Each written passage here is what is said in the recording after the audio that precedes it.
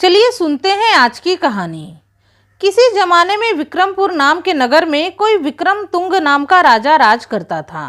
राजा विक्रम तुंग के शासनकाल में अगर कहीं तेजी थी तो केवल तलवारों में, विश्वास था तो केवल धर्म में। ऐसा उस राज्य का सुशासन था।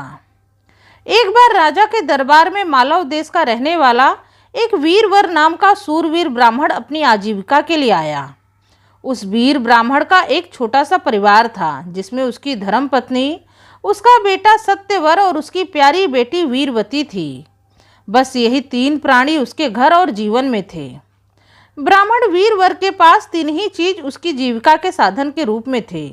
एक कमर में लटकती तलवार, दूसरी उसके एक हाथ में ढाल और तीसरी उसके दूसरे हाथ में शोभन दर्पण। अपने इन्हीं तीन चीजों के सहारे वो राजा से नौकरी की प्रार्थना कर रहा था और वेतन की मांग कर रहा था, पूरे 500 सिक्के प्रतिदिन के। राजा विक्रम तुंग ने उस बलशाली ब्राह्मण के व्यक्तित्व से प्रभावित होकर कुछ सोच विचार कर उसकी 500 सिक्के प्रतिदिन देने वाली मांग को स्वीकार कर लिया और महल के सिंह द्वार पर पहरेदार के रूप में उसे नियुक्त कर दिया। और मन ही मन ये भी विचार करने लगा कि देखते हैं बलशाली ब्राह्मण क्या कमाल दिखाता है। धीरे धीरे वीरवर को सिंह द्वार पर पहरेदारी करते हुए 1 माह बीत गया। तब राजा ने अपने गुप्तचर उसके पीछे यह जानने के लिए लगा दिए कि आखिर ये ब्राह्मण प्रतिदिन मिलने वाले उन 500 सिक्कों का क्या करता है। उन गुप्तचरों द्वारा राजा को पता चला कि वीरवर 100 सिक्के तो अपनी घर गृहस्थी चलाने के लिए अपनी पत्नी को देता है, 100 सिक्कों से वह वस्त्र, माला इत्यादि खरीदता है, 100 सिक्के वो स्नान के बाद देवताओं की पूजा अर्चना आदि में खर्च करता है। बाकी के बचे 200 सिक्के वो ब्राह्मणों और गरीब अनाथों को दान कर देता है। राजमहल के सिंह द्वार पर सवेरे तड़के से लेकर दोपहर तक वीरवर अपना कर्तव्य पूरा करता है, फिर घर जाकर भोजन करता है, लौटकर फिर से सिंह द्वार पर खड़ा होता है और सारी रात उसी तरह पहरा देते बिता देता है। इस प्रकार केवल स्नान, पूजा और भोजन के समय को छोड़कर वीर ब्राह्मण लगातार अविचल भाव से सिंह द्वार पर खड़ा रहता है और पहरा देता है। बीतते समय के साथ मानो वर्षा ऋतु भी वीरवर की परीक्षा लेने के लिए आ गई। चारों ओर से काले कजरारे बादल उमड़ गुमड़ करते आए और फिर मूसलाधार पानी बरसने लगा, परंतु वीरवर उस घनघोर वर्षा में भी किसी मजबूत खंभे की तरह अडिग होकर सिंह द्वार पर बराबर खड़ा रहा। राजा विक्रम तुंग यदा कदा अपने महल की खिड़की से उसे सिंह द्वार पर खड़ा देखते रहते। एक रात राजा के मन में अचानक से एक जिज्ञासा हुई और वो अपने महल की खिड़की पर जा खड़ा हुआ। चारों ओर तेज और झमाझम बारिश हो रही थी। राजा ने ऊपर की मंजिल से ही पुकार कर पूछा, सिंह द्वार पर कौन पहरा दे रहा है? राजा के प्रश्न को सुनते ही नीचे खड़े वीरवर ने तुरंत ही तेज आवाज में कहा, महाराज, मैं वीरवर यहाँ खड़ा हूँ, आपका सेवक। तब राजा अपने मन में विचार करने लगा कि निश्चय ही ये व्यक्ति महान पराक्रमी और महान प्रतिभाशाली है। ऐसी घनघोर वर्षा में भी जो सिंह द्वार को नहीं छोड़ रहा, वो कोई सामान्य प्राणी नहीं हो सकता। वास्तव में ये व्यक्ति किसी ऊंचे पद पर रखने के योग्य है, तो इसे कौन सा पद देना चाहिए। खिड़की पर खड़ा राजा मन में विचार कर ही रहा था कि दूर से किसी स्त्री के करुण स्वर में रोने की आवाज सुनाई दी, जिसे सुनकर राजा के मन में संदेह जागा कि मेरे राज्य में तो कोई भी प्राणी दुखी नहीं है, तो फिर ये स्त्री कौन है जो इस निचाट रात्रि में इस तरह जोर जोर से रो रही है। राजा ने तुरंत ही नीचे खड़े वीरवर को पुकार कर कहा, वीरवर, कहीं कोई स्त्री रो रही है, जरा पता तो लगाओ कि वह कौन है और उस पर क्या दुख आ पड़ा है। नीचे खड़े वीरवर ने ऊंचे स्वर में उत्तर दिया, जो आज्ञा महाराज, मैं अभी जाकर पता लगाता हूँ। और अपनी तलवार लेकर वो चल पड़ा।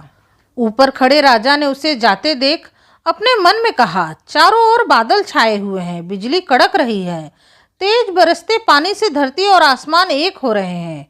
काली गहरी इस रात्रि में कहीं कुछ सूझ नहीं रहा है। ऐसी परिस्थिति में ये व्यक्ति यूं ही आगे बढ़ता चला जा रहा है, आश्चर्य है। राजा का मन दया से भर गया। वो अपने राजमहल से नीचे उतर आया और हाथ में तलवार लिए छिपकर बीरबल का पीछा करने लगा। राजा पीछा कर रहा है, इस बात से अनजान ब्राह्मण बीरबल रोने की आवाज के सहारे बादलों की गड़गड़ाहट में आगे बढ़ता गया और नगर से बाहर एक तालाब के किनारे जा पहुंचा, जहां उसने करुण स्वर में रोती हुई एक स्त्री को देखा। वो स्त्री रोते रोते कह रही थी, हाय मेरे नाथ, हाय मेरे कृपालु, हाय मेरे परम सूर शिरोमणि, तुम्हारे बिना मैं कैसे जीवित रह पाऊंगी। उस रोती हुई स्त्री को देखकर वीरबर ने आगे बढ़कर प्रश्न किया, हे देवी, तुम किसके लिए इतना विलाप कर रही हो? तुम्हारे इस दुख का क्या कारण है? आखिर तुम्हारा नाथ कौन है? दया करके मुझे पूरी बात बताओ। वीरबर के प्रश्न को सुनकर उस स्त्री ने रोते रोते कहा, बेटा, मैं इस राज्य की वसुंधरा देवी धरती हूँ। राजा विक्रम तुंग ही मेरा नाथ है, परंतु हाय, आज से तीसरे दिन ही निश्चित रूप से उसकी मृत्यु हो जाएगी। बेटा, ऐसा धर्मात्मा, ऐसा तेजस्वी, प्रजावत्सल और सूरवीर पति मैं अब कहाँ पाऊंगी? इसी शोक से व्यथित होकर निरुपाय मैं विलाप कर रही हूँ। देवी वसुंधरा के मुख से ऐसी बातें सुनकर वीरबर ने धीर स्वर से पूछा, माता, क्या महाराज की रक्षा का कोई उपाय है? ऐसा कोई उपाय जिससे उनके प्राणों की रक्षा हो सके। तब देवी वसुंधरा ने धीमे स्वर में कहा, बस एक ही उपाय है बेटा, और वो भी तुम्हारे ही हाथ में है। इतना सुनते ही वीरबर प्रसन्न होता हुआ बोला, माता, यदि सचमुच कोई उपाय है तो तुम निसंकोच होकर मुझसे कहो। अपने स्वामी के कल्याण के लिए यदि मुझे अपने प्राण या अपनी पत्नी और बच्चों का बलिदान भी करना पड़े तो मैं अपने जीवन को सफल मानूंगा। अब उपाय बताओ माँ। तब देवी वसुंधरा ने वीरबर को बताया कि राजमहल के पास ही भगवती चंडिका का मंदिर है। यदि तुम अपने एकमात्र पुत्र सत्यवर का सिर उपहार के रूप में भगवती चंडिका को चढ़ा दो तो राजा के प्राणों की रक्षा हो सकती है। इसके अतिरिक्त राजा के जीवित रहने का अन्य कोई उपाय नहीं है। ये सुनकर धैर्यवान वीरवर ने अविचलित स्वर में कहा, ठीक है माता, यदि यही एकमात्र उपाय है तो मैं जा रहा हूँ। मैं वही करूँगा जो तुमने अभी कहा है। तब माता वसुंधरा स्नेह से भरकर बोली, बेटा, तुम्हारे सिवा अपने स्वामी का ऐसा हितकारी भला और कौन होगा। भगवान तुम्हारा कल्याण करे। अब तुम जाओ। इतना कहकर देवी वसुंधरा अंतर ध्यान हो गई। राजा विक्रम तुंग आश्चर्यचकित होकर वहीं खड़े खड़े सब सुनता रहा और फिर से वो छिप छिप कर वीरबर का पीछा करने लगा। उसी बरसती रात में तेज कदमों से चलता वीरबर अपने घर आया। गहरी नींद में सो रही अपनी धर्म पत्नी का कंधा हिलाकर जगाया और सारी परिस्थिति समझाकर उसे पूरी बात बताते हुए बोला, हमारे स्वामी की रक्षा के लिए तुम्हें अपने पुत्र का उपहार देवी चंडिका को देना होगा। माता वसुंधरा मुझसे यही कहकर गई है। वीरबर की साध्वी पत्नी ने सारी बातें सुनकर शांत भाव से कहा, अब जैसे भी हो, आपको अपने स्वामी की जीवन रक्षा करनी ही है। बेटे को जगा लीजिए और उसे भी बता दीजिए। वीरबर ने अपने बेटे को जगाया और सारी बातें बताई जो उसे देवी वसुंधरा ने कहा था। परंतु बालक वीरबर न तो इस बात को सुनकर बिल्कुल भी डरा और न ही तनिक भी घबराया। उसने वीरबर से कहा, पिताजी, यदि हमारे स्वामी की रक्षा के लिए मेरे प्राण जाते हैं तो क्या मैं भाग्यशाली नहीं हूँ? मैंने उनका अन्न खाया है, तो अब मुझे उसका बदला चुकाने दीजिए। आप मुझे ले चलिए और देवी चंडिका के चरणों में मेरी बलि दे दीजिए। बेटे की ऐसी दृढ़ता भरी बातें सुनकर वीरवर ने अपना सीना तान कर केवल एक ही वाक्य कहा, तुम वास्तव में मेरे ही पुत्र हो। राजा विक्रम तुंग घर के बाहर खड़ा सब सुनता रहा और भारी मन से सोचता रहा कि ये कैसा आश्चर्य है। ये पूरा परिवार, ये सभी लोग अवश्य ही महान आत्माएं हैं। वीरवर ने अपने बेटे को अपने कंधे पर बैठाया और देवी चंडिका के मंदिर की ओर चल पड़ा। उसकी पत्नी धर्मवती और धीरे धीरे सिसकती उसकी बेटी वीरवती भी उसके पीछे पीछे चल दी। राजा विक्रम तुंग उसी तरह छिप छिप कर वीरबर का पीछा करता रहा। पिता के कंधे से उतरकर सत्यवर मंदिर के भीतर पहुंचा तो उस धैर्यशाली बालक ने भगवती चंडिका को प्रणाम करके प्रार्थना की, हे माँ, आप मेरे सिर का उपहार स्वीकार करो और हमारे स्वामी के प्राणों की रक्षा करो। हमारे स्वामी राजा विक्रम तुंग इसी तरह धरती पर बिना किसी बाधा के राज करते रहे। और तभी बिना देर किए पिता वीरबर ने अपनी तलवार खींचकर अपने बेटे सत्यवर का सिर काट दिया और भगवती चंडिका के चरणों में बेटे के कटे सिर को रखकर बोला, राजा का कल्याण हो। तभी अचानक से आकाशवाणी हुई, हे स्वामी भक्त वीरबर, तुमने अपने पुत्र के प्राण देकर अपने राजा के प्राणों की रक्षा कर ली है। आश्चर्यचकित राजा विक्रमतुंग यह सब देख सुन रहा था। तभी वीरवर की बेटी वीरवती अपने मृत भाई के सिर को अपने कलेजे से लगाकर बार बार चूमने लगी और हाय मेरा भैया, हाय मेरा भैया कहकर करुण स्वर में रोने लगी। इसी तरह रोते रोते उस सुकुमारी कन्या की हृदय गति रुक गई और प्राणों का पंछी जाने कहाँ उड़ गया।